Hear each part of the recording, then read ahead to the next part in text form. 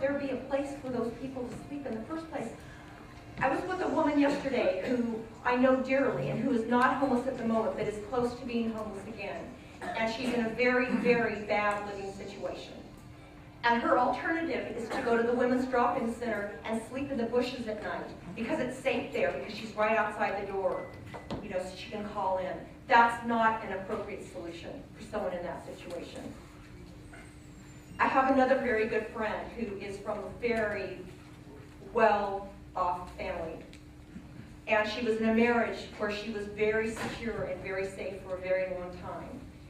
And her father died when she went through a lot of mental issues and got addicted to prescription drugs. And her husband kicked her out of the house, and she was on her own.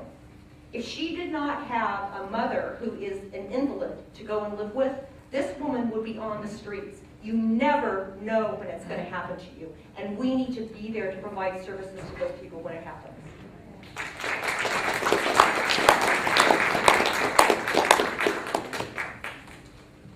Measure S is pure and simply diversion. It's distracting attention from the real economic development problems of the city. I have sponsored the most city council items on public safety, economic development, and fiscal responsibility of anyone on the city council. But those economic development policies are not actually implemented, they're just referred to be studied. We need real solutions. What part of the city is sales tax really down? Solano Avenue and the North Chatham. How many homeless people do you see there? Very few. The biggest decline in sales is in the nicest area where you don't see poor and homeless people. So how can we be blaming poor and homeless people for our economic decline? There are practical solutions. Having officers walk the beat in high areas where there's a high amount of assaults, like the campus area. Allowing stores like bookstores and CD stores to sell their products on tables in front of their retail stores, like radical cities like Piedmont and San Jose do. The Telegraph Liveability Coalition was a group of students, residents, and business people. They came up with 21 proposals that everyone agreed. There was not a single dissenting voice out of all those many people in many, many meetings. And that, I put it on the city council agenda and said, let's have a work session and decide, out of these 21 things, what are we going to do? Instead, the mayor brings two things. One, stopping the vehicles from doing their pickups, their drop-offs to the stores. So the left wing and the right wing both protested against the mayor, dealing with the trucks doing deliveries. And the other one is to arrest people for sitting on the sidewalk. This is not a solution. This is the most expensive thing that anyone has proposed this year. The ACLU sued the city last time the city did this, and they won in federal court. It cost us almost $250,000. The ACLU has sent letters again saying they're going to sue again. Why would we want, I love the ACLU, why would we want to give their lawyers or our lawyers another $200,000 to fight over this? The police department is already our biggest part of our budget. And the amount of police overtime to all the people who are going to come and protest against this, we're going to be paying $100,000 in police overtime just for paying for the protests on this until it gets ruled unconstitutional. Thank you. Well, it's true that Mr. Worthington has been on the City Council for 16 years, and it's true that he's represented the south part of the campus. He's represented Telegraph Avenue for 16 years. How many people have lived in this community for more than 16 years? Okay, how many of you think Telegraph Avenue is better today than it was 16 years ago? Okay, one or two. Oh, some others, okay. But I don't think so. I don't think so. You know. So anyway, I wanted to address Measure S. Because what happened with Measure S was that the merchants came to me, a guy by the name of Paul, who runs his shoe shine place, a person who had a pizza place. He said, you know, people have choices. They make choices where they shop. And when somebody's sitting out in front of my store, and they have dogs, and they've been sitting there time in and time out, people don't come into my store. And as a consequence, they go elsewhere. So they said, can't you do something? We have a lie ordinance right now. You can't lie on the sidewalk. So what that means, when a person comes along and says you can't lie, they sit up. Now I'm not lying anymore, I'm sitting. So it's really a question of, of weighing the various issues and various things. It's not so simple. That guy who has the shoe shine place, the shoe repair place, he pays his taxes. He tries to make a living. He's invested everything in to try to make a living. And yet these other people who come along, a lot of them are not even homeless. They're just people who are sitting there, are actually ruining his business. The guy who had the pizza place, he told me he went out of business. This one guy drove him out of business, sitting right there. And these guys pay the taxes. They pay for the services that we get to provide. We provide over $3 million, almost $3 million for homeless services in this community. We have people who are outreaching right now. We've been able to affect 50% of the long-term homeless people on Shattuck Avenue have been able to find housing and been able to get services. We're on the case. We're not just turning to a police response. We are a compassionate community. We're going to stay a compassionate community. And we're going to make sure that we do the right thing. And so when you get to measure us, vote the way you think you want. But, it's a problem that cannot be ignored. Yeah. I basically am proposing to shut down Telegraph, so I want a whole bunch of people sitting around. Here it was imposed by Nazi Newsom, Gavin Newsom, over in San Francisco, sit-lie, and that's been a record failure out in San Francisco. What this is an assault on culture. They want to gentrify Berkeley by killing Telegraph culturally. They started with the BRT. Now they're trying with the no sit, no lie.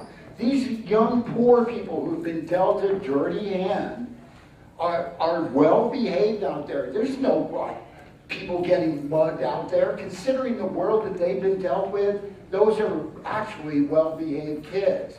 You have to give an option, and shutting down Telegraph gives them that option. Maybe they could be part-time security, part-time cleaning up the craft fair that's year-round. So it's actually, where we have a problem with the no sit, no lie, which I would like to implement, is in our chambers of political chambers. You can't sit and lie to our public. Yeah, and that's been going on for decades. So if you want to no sit, no lie, I want to implement it into the chambers of political activity, not on our citizens. And this is selective enforcement. I'm a person of color. I'm a tree sitter, politically active. Who do you think that they would come after? Yeah, they come after me.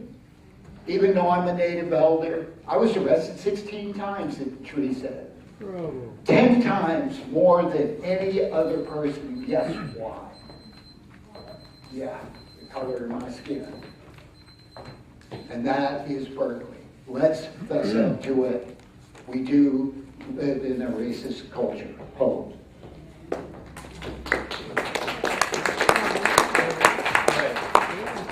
One more prepared question. We want to give the opportunity for comment on the issue of Measure T, the West Berkeley development issue.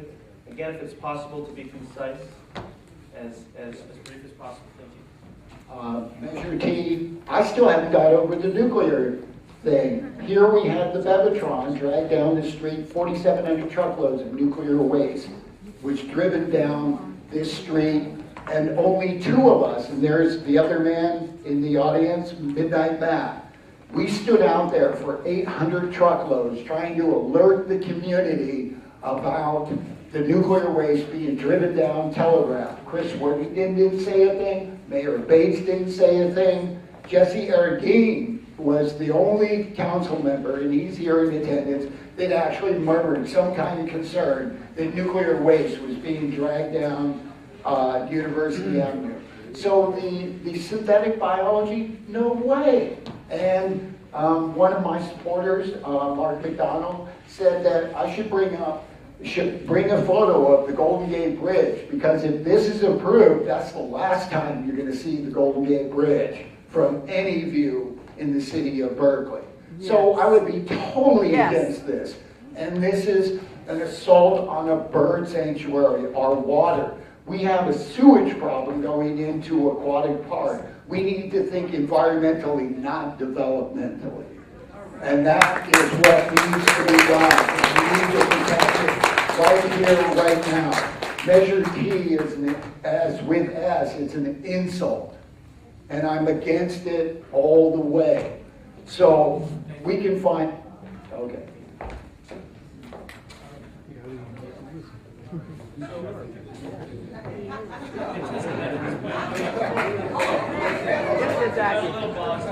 We'll make it easy. We'll just go down. No, I'm against Measure T. It was a top-down process. The community that was going to be detrimentally impacted was never even brought into the discussion until 18 months ago. They had no clue this was even going on.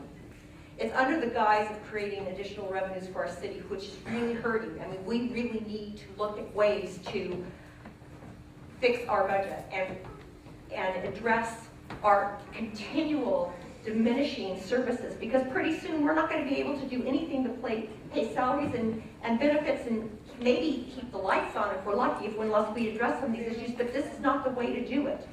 The way to do it is to not provide development or overdevelopment in an area that already has plenty of opportunities encased in the existing plan, which was a consensus plan brought together and developed by the entire community. It was a community process. We need our community processes back. We need our community back. We need to put our community first and our people who live here first. All right.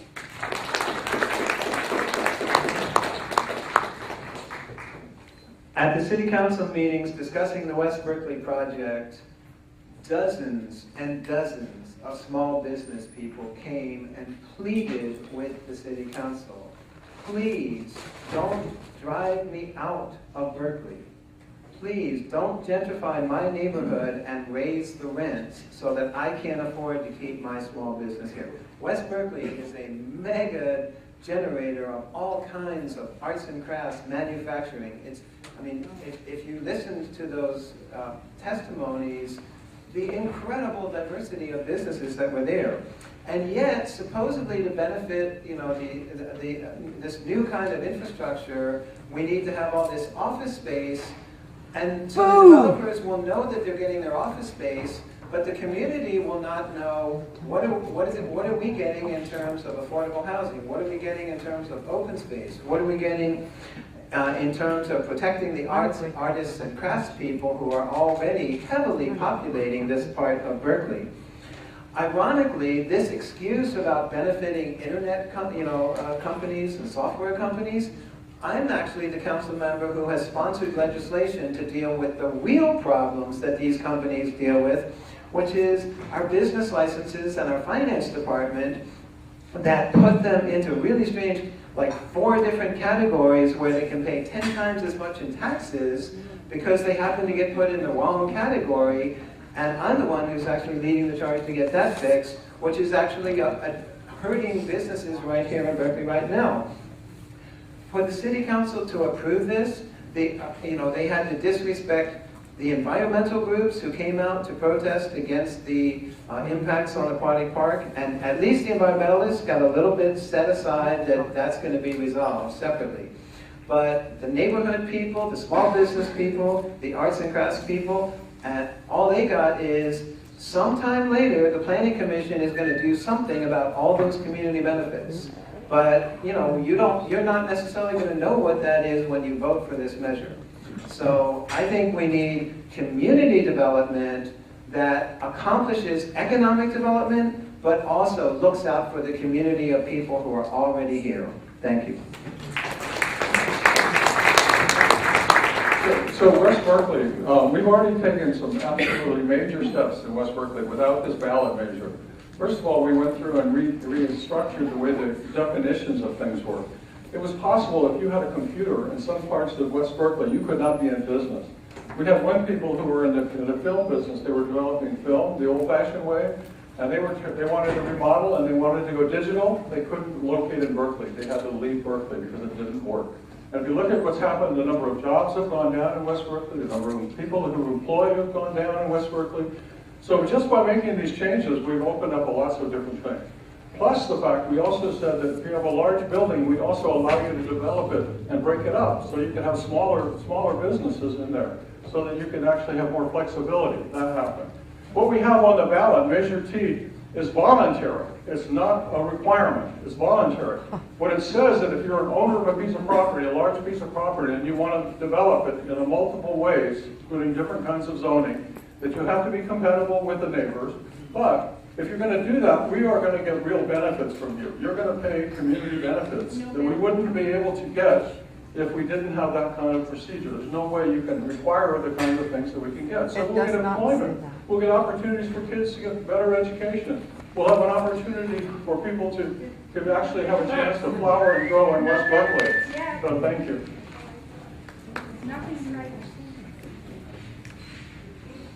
We're tired of the lies. Straight up. We are tired of the lies. We are tired of people saying one thing and we as a community knowing that that's not true. We have a power in this room. Please, sir, I'm trying to talk. The reality is that the people in this room are highly educated about what's happening. And that's the power that you all bring. The reality is that we are talking about issues that we have not been talking about in other debates because the Great Panthers has organized this. And I commend you all for doing that. I live in South Berkeley. I know what has happened in my neighborhood.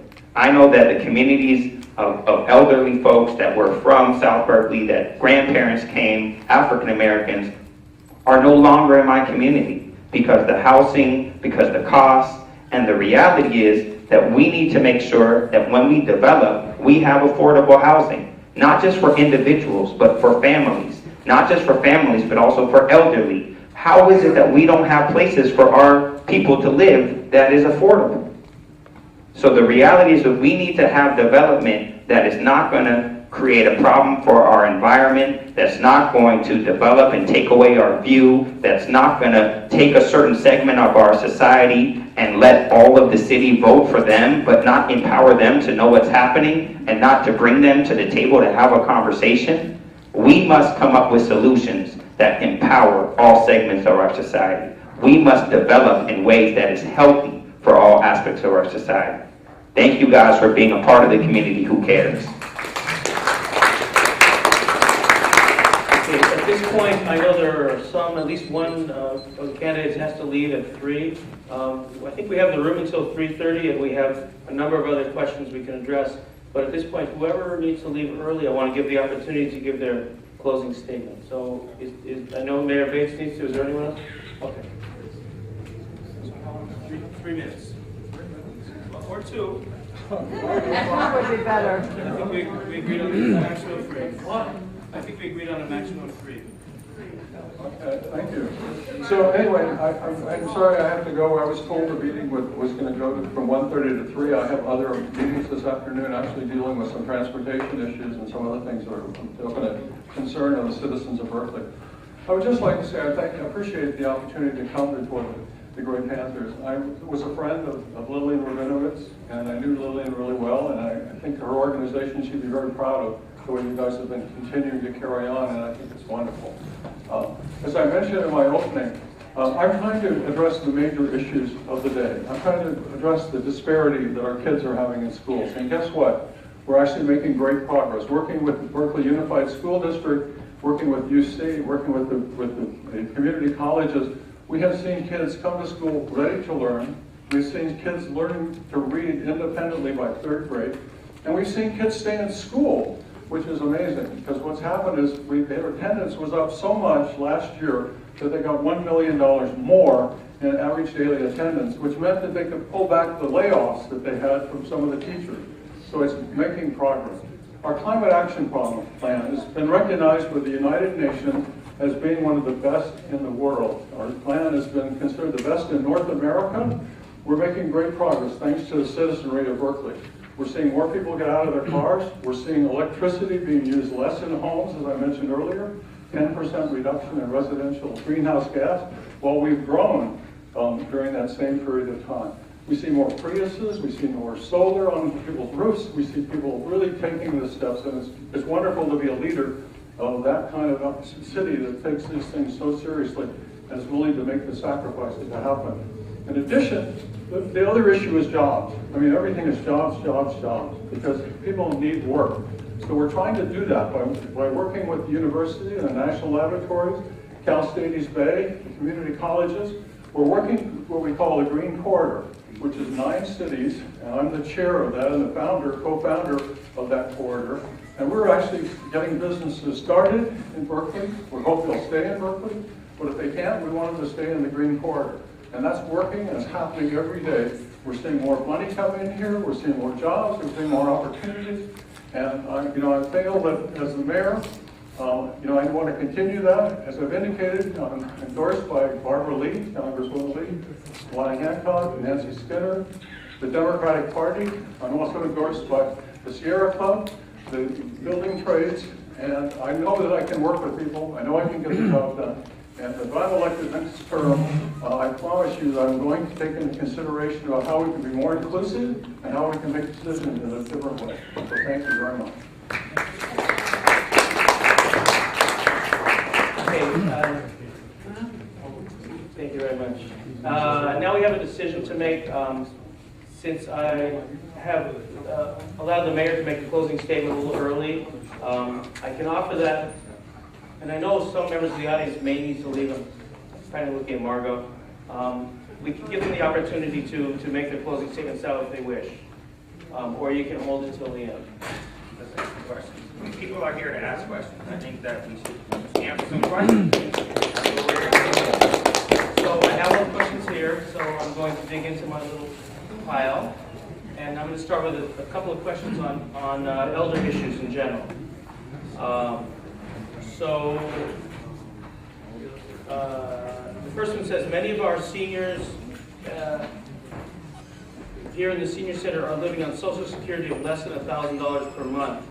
What would you do to make more affordable housing for seniors? We may have addressed that.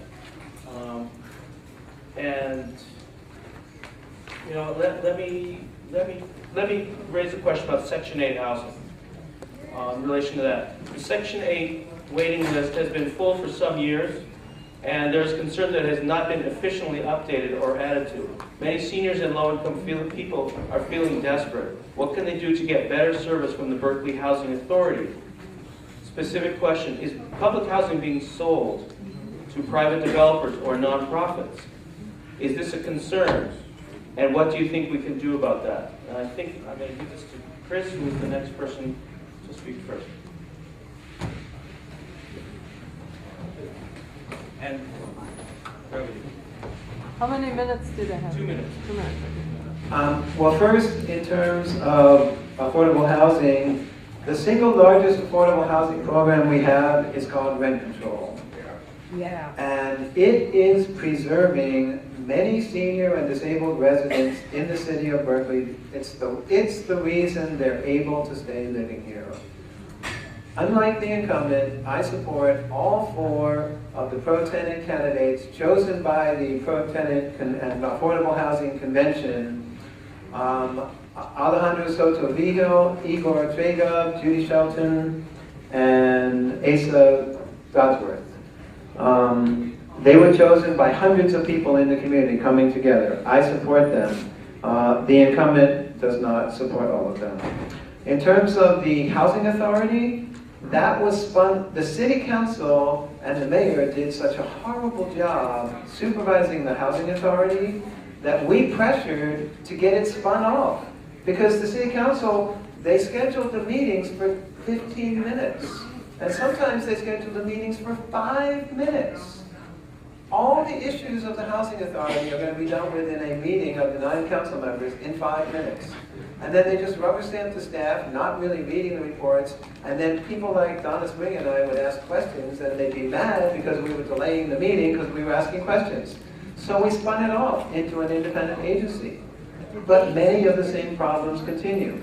Some things have improved, some things seem to get worse. So just spinning it off was not enough of a solution. And the only way we could spin it off was with the mayor selecting who was going to be there, and the city council getting to approve, or in our city council, rubber stamp. So we need a new mayor who will make affordable housing a top priority, who will support the pro-tenant candidates and stand up for affordable housing.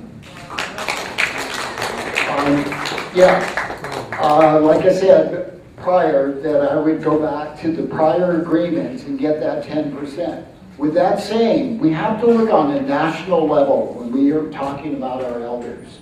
They are cutting your Social Security. I mean, let's be frank about it.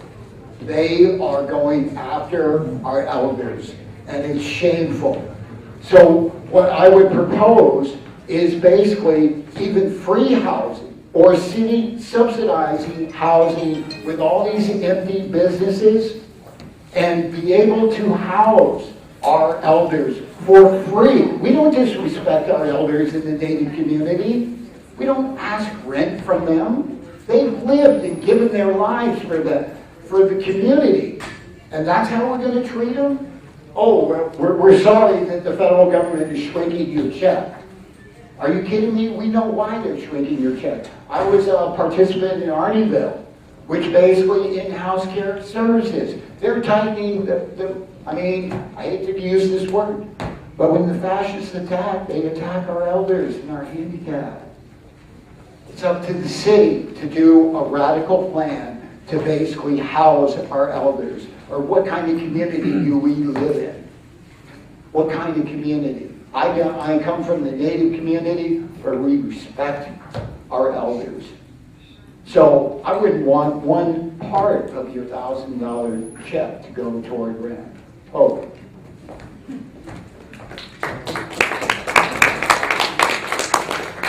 Chris touched on a couple of things which need to be looked at and streamlined in our city government. One is our permit department without question, our business licensing department without question, top on my list. But it goes beyond that. I think every single, our health department has been decimated. It's been collapsed with housing.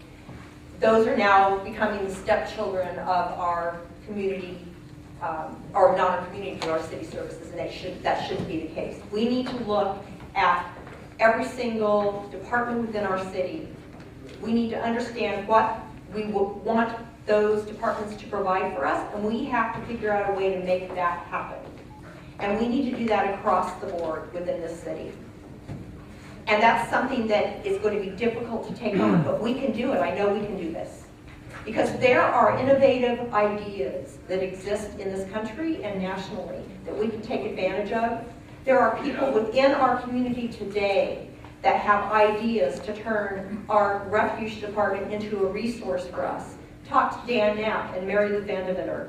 They know how we can take our refuge department, which is currently a cost center, and turn it around and make it a resource for this community. That is the way we're going to be able to provide resources for all of these other things. And I can tell you, I bet we can do it with our housing and health department too. We just need to think differently and look at it and look at every single thing that's on our table.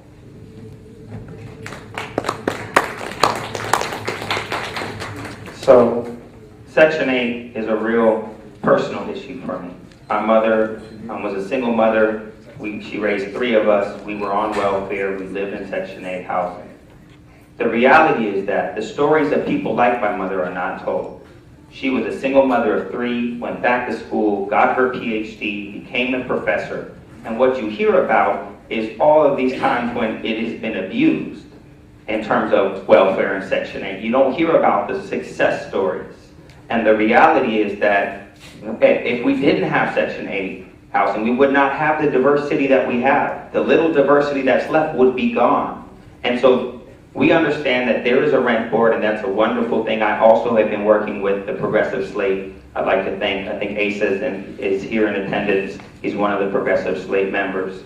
We understand that this is a critical issue for our city. If there's not places where people can go and live in affordable housing, in Section 8 housing, then we will continue to have the disparities that we've seen. We have one of the largest disparities between the wealthy and the poor than any other city in the Bay Area. How come we have that? If we don't have housing for people and families, then those communities will continue to be neglected and they will no longer be in Berkeley. The reality is, when I was walking around, someone did point out to me that even the bus services below San Pablo are no longer in existence. So if we have a city that is only dealing with those who are wealthy and only dealing with those who have had power, then we'll never see the transformation of power. We'll never see a future that really allows the diversity of the city to be present.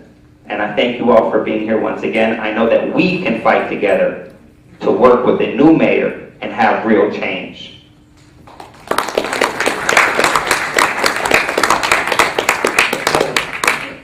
The next question is another senior-related question. How do you propose to deal with funding cuts to senior services, such as those at the senior centers? For example, the North Berkeley Senior Center, where we are now, used to have its own social worker, but now there is only one for all the centers, and she is at the South Berkeley Center. Also, the West Berkeley Senior Center was closed. Furthermore, some classes sponsored by the adult school face closing. Are there any more cuts planned, and how will you address this? Again, if we can get this question answered briefly, if it's even possible, in a minute, and we can get around, we may be able to take another question. I don't remember. Like I said, some of the things may have to be addressed radically. We may have to rethink our whole thing. And so we can subsidize the university, we can subsidize the developers, but why can't we subsidize our elders? Why can't we subsidize our elders? What is up with that? And let them rally their money together and be able to create services that unfortunately the society is stranding them with. This is embarrassing. And so you have to rethink this whole thing. And I don't think any candidate up here is prepared to do that. In the Native community, we've always had to fight against the U.S. government, and we created the American Indian Public Charter School. We have Intertribal Friendship House, and we know how to think outside the box.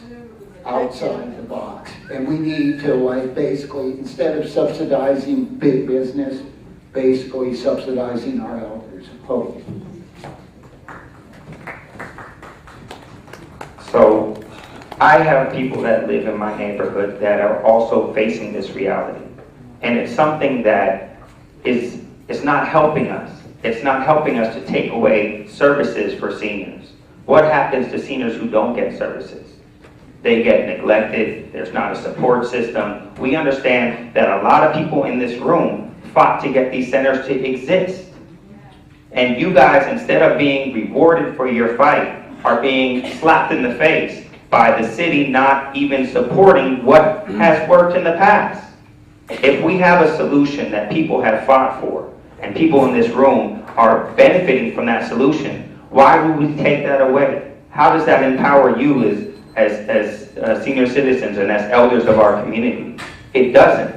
So if we are a city that doesn't appreciate the elders and doesn't give them the needs that they have, then we will continue to be a city that is directed by people who don't care about you.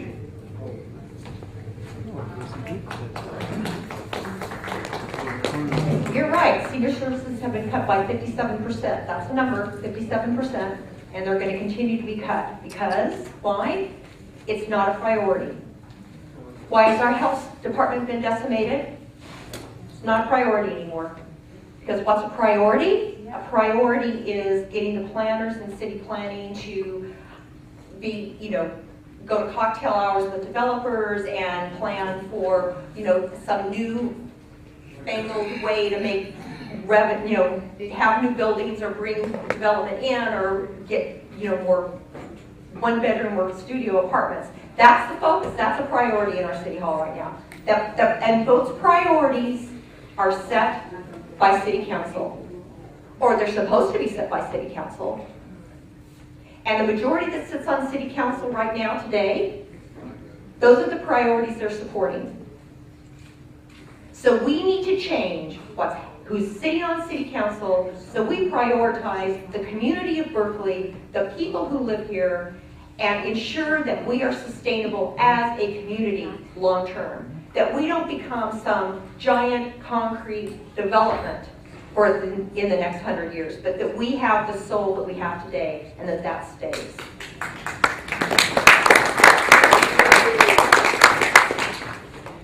This is the city's budget book. Very few people have read this.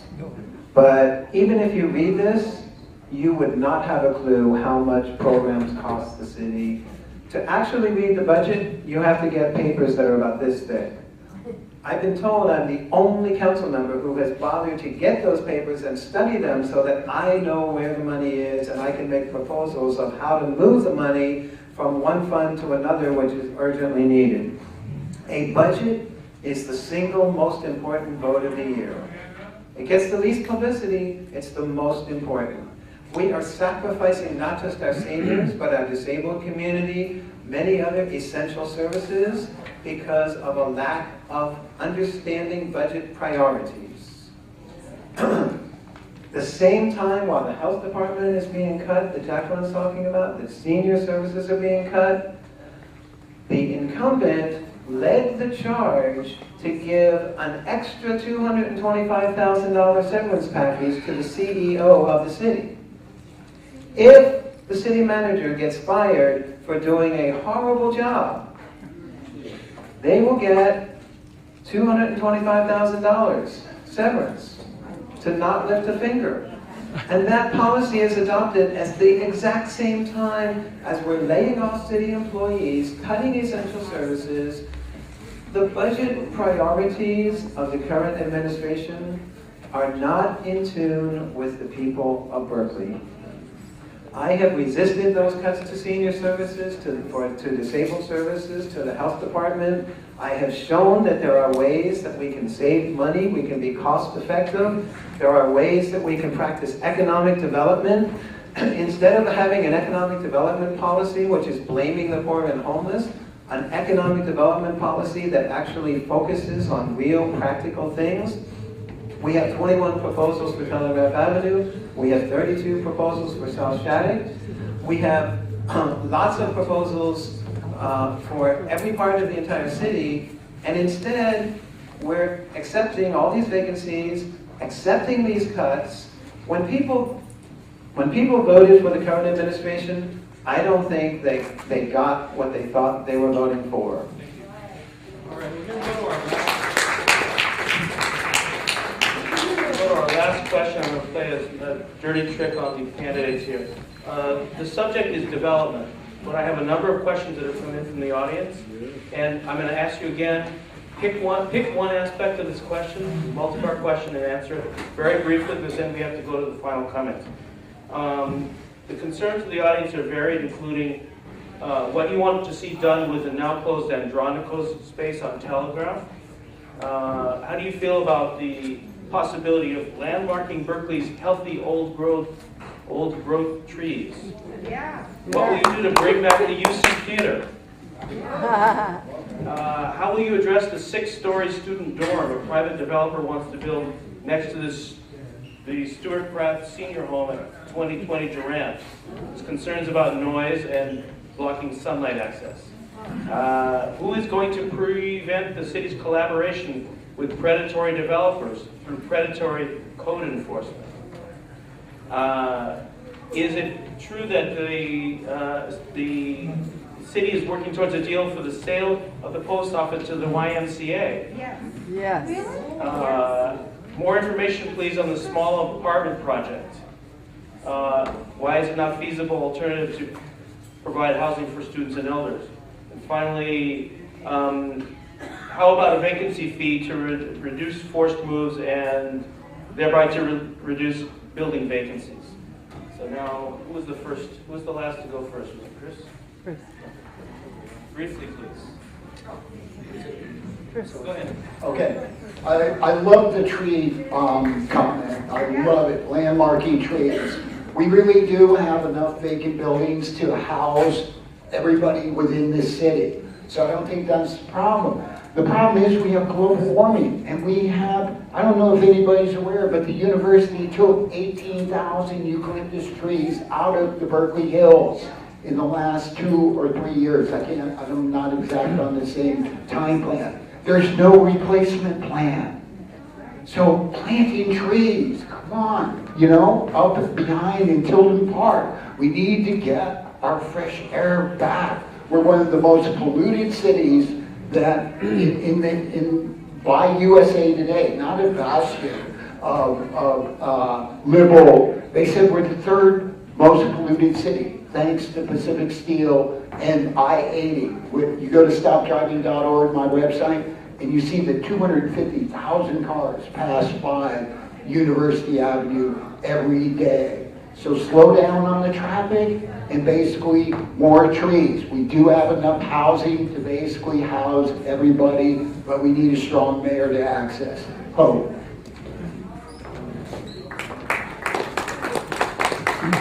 I would say the first thing we need to do is get Tom Bates out of office. You guys agree with that? I think everybody up here actually agrees with that. Because he has done exactly what we don't want to happen. He's done deals where we have not been a part of the conversation. We see vacant areas, vacant lawns, vacant houses in South and West Berkeley. We even see them up on all parts of the city. And all you see is a Gordon sign in the window, or these 2 or 3 people that own the entire city and make it impossible for our people to have a storefront. I'm a small business owner. I make films with my brother about hip hop around the world. And we and other people like us have not been able to have a storefront. We have a city that has an amazing legacy of cooperatives, of different ways of doing business, because we have been a city that has a radical and amazing history. But we have not been able to continue that legacy. We do not have places where people can have storefronts and small mom and pop stores are respected. Instead, we have developments like Safeway, who wants to build monster places, or we have 8 different Walgreens proposed. But we don't really have a way to empower our people, and that's what we need to go back to. Thank you very much.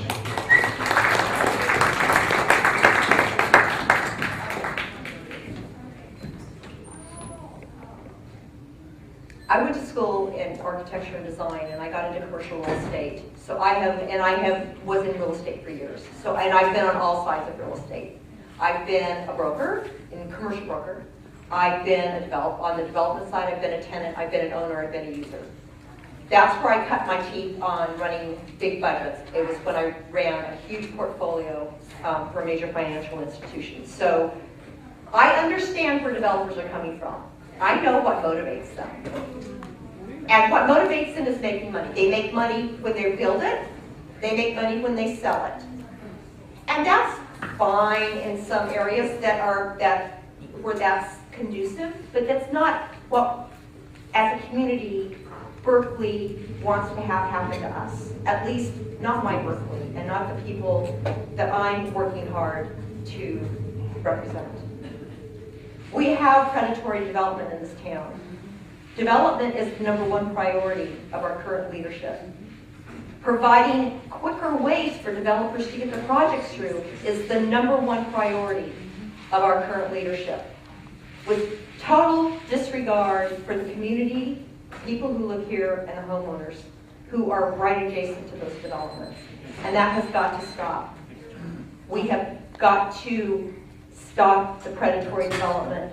We need to reconvene and have a Berkeley that grows organically as it has for its entire existence, and continue to grow that way, not from not having it shoved down our throats.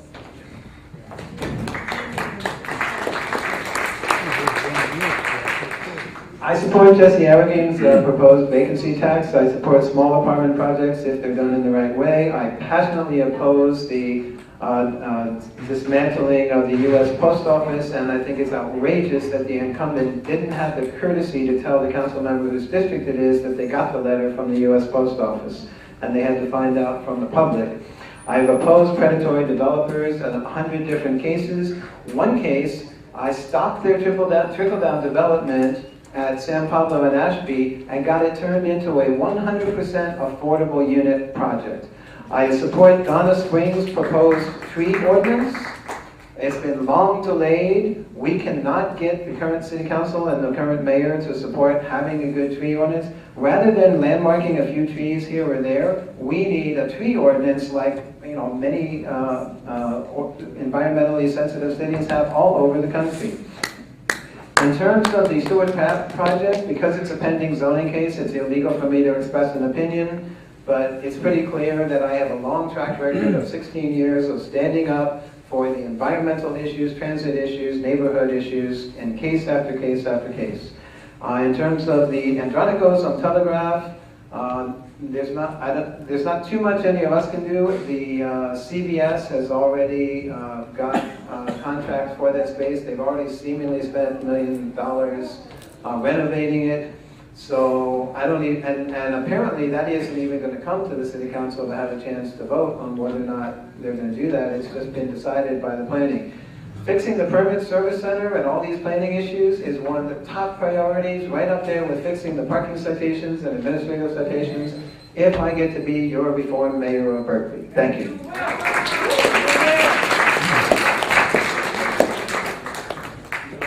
All right, now we're going to go to final closing comments, and we're going to go in the reverse order. And 3 minutes.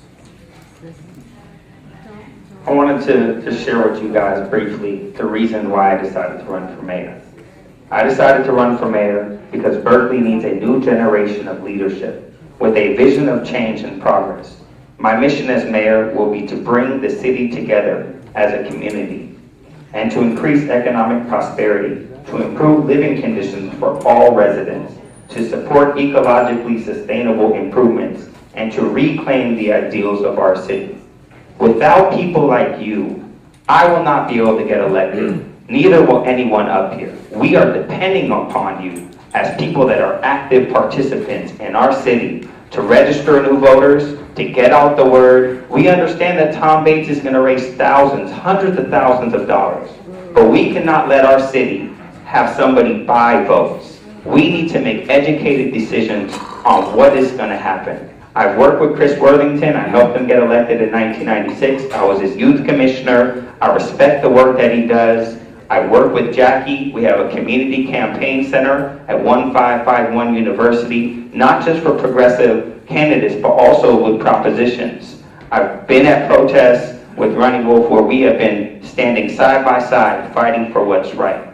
The reality is that all of us have a stance that is different, but we all agree that it's time for change in our city, that it's time for a new leadership, that it's time to stop what has been happening and bring back the beauty that this city is known for. Do you guys agree with that? So we are not only here to preach to the choir. We need you guys to participate. We need to walk precincts. We need to educate people about the measures. And I believe that the great Panthers and the people in this room are our power. All power to the people. Thank you guys for being here. We come to the time where we have to separate ourselves. We're all here, still here. You notice Mayor Bates is gone for obvious reasons. So we're all here to get Bates out. That's across the board. There's not a single person here who doesn't want to see Bates gone. Probably in the audience too. So, but it's not enough to say, I am not Bates. That's not enough. You got to say, how are you qualified to do this? You want to see 5 victories against UC Berkeley? Can any one of these candidates say that? All the way back to the apartheid movement when we had divest Cal Berkeley, to the treason, the defeat of the British Petroleum deal, to cut down the Amazon rainforest. I led that in a 648-day treason. We're talking about a strong leader, not a career politician, not somebody who's going to fix a broken budget. It is really not about money. It's about standing strong here. And we don't need Chris Worthington going up to the hierarchy when you can have Chris Worthington in his council seat with Running Wolf on top. Yes! Now there's a fixable problem. You have Running Wolf, Bates, Running Wolf, not Bates, Running Wolf, Worthington, Max Anderson, and Jesse R.D. Now there's an answer. But you need a strong leader who has proven leadership in this community. Hope.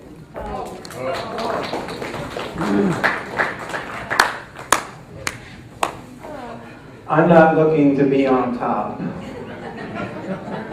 or on the bottom. I'm looking to sit in partnership with 8 other council members and to work together to restore the progressive vision of the progressive people of Berkeley. I have practical proposals on environmental issues and on governmental efficiency, on fixing the dysfunctionality of city council meetings. I have practical policy proposals on public safety, fiscal responsibility, economic development. These are not pie-in-the-sky ideas. Each one of these is a practical, real-world proposal that could make our city a better city. It's time for a mayor who understands that we have a climate action plan, which has hundreds, I think there's 335 really good ideas in the climate action plan. And how many of them are being implemented? How many other plans do we have on the bookshelves that are not being implemented?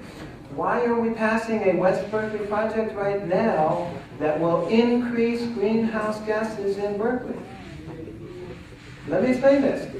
The climate action plan is how are we going to combat greenhouse gases and reduce them?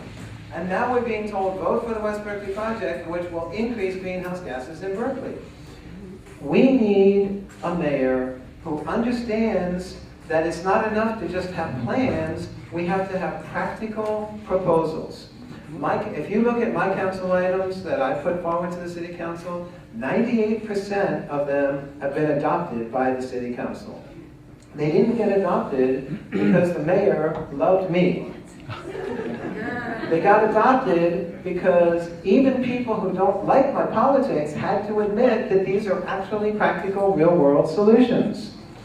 We can change our city council dynamics. We can make it possible that we do not have to be embarrassed that campaign finance reform gets defeated in Berkeley. Environmental issues like the watershed bond get defeated in Berkeley. When we voted for the current mayor, we never dreamed 4 years ago, 8 years ago, 10 years ago, we never dreamed that a mayor would defeat and delay so many progressive policies. It's time for a mayor who will take your energy, your enthusiasm, and your ideas and translate them into a practical and a progressive reality that reflects the values of the people of Berkeley. It's time for a new mayor. Thank you.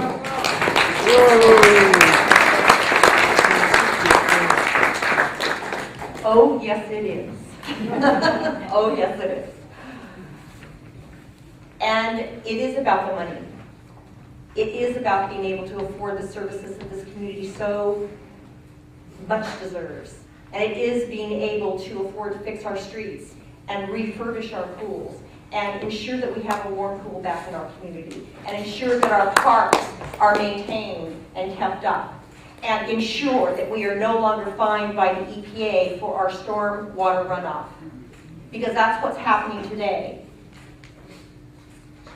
The current leadership has not addressed what our city auditor asked them to 2 years ago, and that is this looming giant cliff we're ready to fall off of. And yeah, it's going to be really hard, but I have got the skills to be able to deal with that, and I'm willing to do it. And I'm going to do it at great personal risk because I want to fix Berkeley.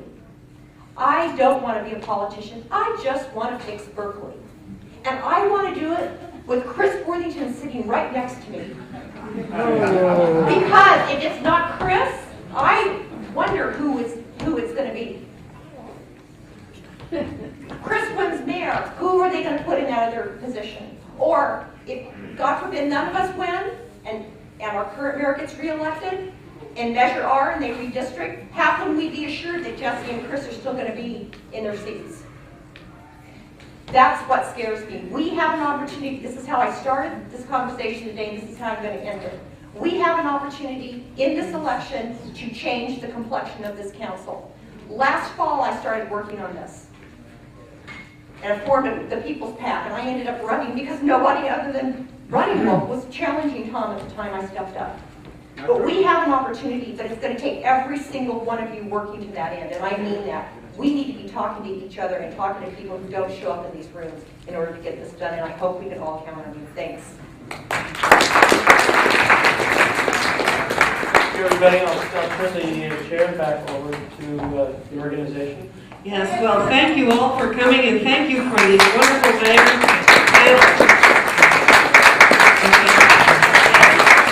And I'd like particularly to thank our facilitator, George Lippman, chairing the Peace and Justice Committee,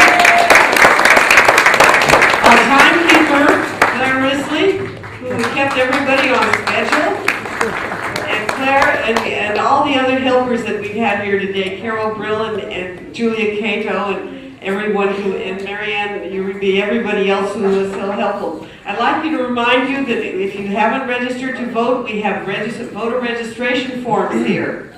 And we'd like to encourage you to take these